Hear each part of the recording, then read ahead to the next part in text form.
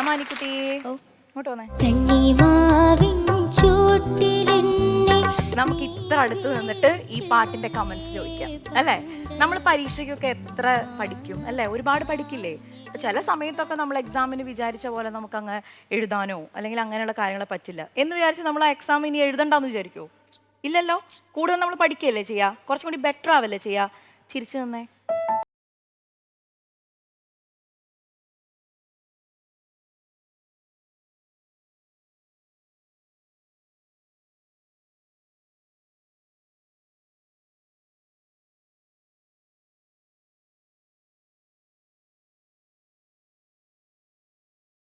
ഒരു പ്രശ്നമുള്ളതായിട്ട് നമുക്ക് തോന്നിയില്ല. ഒരു പ്രശ്നമില്ല. എന്തുകൊണ്ടെന്നറിയാമോ ഞാൻ ഇത് പറയാൻ കാരണം? ഇത് വടകര കൃഷ്ണദാസ് പാടിയ അതേ വെർഷനാണ് മക്കൾ പാടിയത്. ഈ പാട്ട് എല്ലാവരും പാടിയിട്ടുണ്ട് കേട്ടോ. എല്ലാ മിക്കവാറും ഉള്ള എനിക്കൊന്നും കൂടുതലും വേദികളിൽ പാടുന്ന മൂസാക്ക പാടാറുണ്ട്. തക്കിട്ട തക്ക തിമ്മി കണ്ണിമാവിൻ ഓഫ് ബീറ്റിനാണ് തുടങ്ങുന്നത്. ഈ പാട്ട് കൃഷ്ണദാസ് സാർ പാടിയ സെയിം വെർഷൻ ആരെങ്കിലും പാടണേ എന്ന് പലപ്പോഴും ആലോചിക്കാറുണ്ട്. പക്ഷേ ഇപ്പം അത് കിട്ടി. കറക്റ്റായിട്ട് പാടി, നന്നായി പാടി.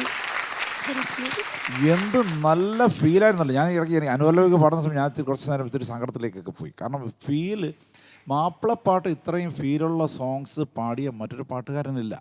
അതൊരു യാഥാർത്ഥ്യമാണ്. പിന്നെ ചരണം പാടിയപ്പോൾ മധുരം എന്നുള്ള ആ ഒരു വാക്ക്, തുടങ്ങുന്ന ആ വാക്ക് മറന്നുപോയെന്നുള്ളല്ലേ അല്ലേ?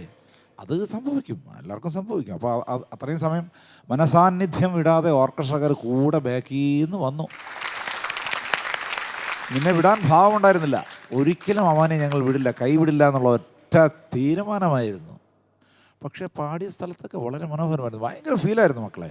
നല്ല ഫീലോടുകൂടി പാടുന്നത് ഒരു വലിയ ടാലൻ്റ്. അത് ഇത്രയും ചെറിയ പ്രായത്തിലൊക്കെ ഒരു പാട്ടിൻ്റെ ഫീലോടുകൂടി ഇത്രയും ഫീലുള്ള പാട്ട് സെലക്ട് ചെയ്യും, അത് അതേമാതിരി പാടുകയും ചെയ്യുന്നത് വലിയൊരു നല്ല കാര്യമല്ലേ? പാട്ട് വളരെ മനോഹരമായിട്ട് പാടി മക്കളെ, ഉഗ്രനായിരുന്നു. താങ്ക് യു സോ മച്ച് അൻവർക്ക. സജ്ല, എന്താണ് വിശേഷം? അമ്മാനി മോള് നന്നായിട്ട് പാടുന്ന മോളാണ് അല്ലേ? ചെറിയ കൂട്ടത്തിലെ ഏറ്റവും ചെറിയ കണ്ടസ്റ്റന്റ് ആണ്. പിന്നെ ഇപ്പൊ മോള് പാടിയത് നല്ല അടിപൊളിയായിട്ട് തന്നെ പാടിയിട്ടുണ്ട് കേട്ടോ. പിന്നെ ലിറിക്സിന്റെ ഒരിത് മോള് അവിടുന്ന് ലിറിക്സിന് ഇങ്ങനെ പെട്ടെന്ന് കട്ടായി പോയി അല്ലേ? എന്താണ് സ്റ്റാർട്ടിങ്? ഞാനിട്ട് ഇവിടുന്ന് ഇങ്ങനെ പറഞ്ഞുകൊണ്ടിരിക്കുക, മോള് ഇങ്ങോട്ടേക്ക് നോക്കുന്നില്ല. അല്ല, എന്നെ ഞെട്ടിച്ചതെന്ന് അറിയാമോ? ലിറിക്സ് ഇവർ വായിക്കുന്നതിൻ്റെ കൂട്ടത്തിൽ ഒരു ആർട്ടിസ്റ്റ് ആ തുടങ്ങുന്നത് മധുരം മധുരം എന്ന് ഒരാൾ അവിടെ സൈഡിൽ നിന്ന് പറയുന്നുണ്ടായിരുന്നു, തബലിസ്റ്റ്. അവിടുന്ന് അങ്ങനെ ഒരു അത് പറയാണ്ടിരിക്കാൻ നോക്കില്ല, വായിച്ചോണ്ടിരിക്കും. ഭവിഷേട്ടനല്ലേ നമ്മുടെ? ആ ഭവിഷ്, അയ്യോ ഞാൻ ഞെട്ടി.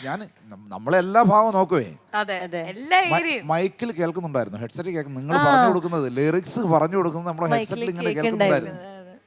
അതൊരു ഭയങ്കരല്ലേ, അവർ തരുന്ന സപ്പോർട്ട് ഒന്ന് ആലോചിച്ച് നോക്കിയ മക്കള്. സത്യം അവിടുന്ന് ഒരു അത് കിട്ടിയത് കൊണ്ടാണ് മോൾക്ക് പിന്നെ കണ്ടിന്യൂ ചെയ്യാൻ പറ്റിയത്. അത് കേട്ട് കഴിഞ്ഞിട്ട് അതെ, അവിടെ മുതൽ പ്രസന്ന വദനയായിരുന്നു. എന്തായാലും മോളെ നന്നായിട്ട് പാടി. എന്തായാലും അവിടെ നിന്ന് പോയില്ലല്ലോ, കണ്ടിന്യൂ ചെയ്ത് മോള് പാടി. പക്ഷെ ആ ടെൻഷനൊക്കെ പോയില്ലേ? പോയി. ഇനി അടുത്ത ലിറിക്സ് ഒക്കെ മറക്കാണ്ട് മാക്സിമം ഓർത്ത് നന്നായിട്ട് പാടാൻ നോക്കട്ടാ. Thank you, judges. Thank you so much.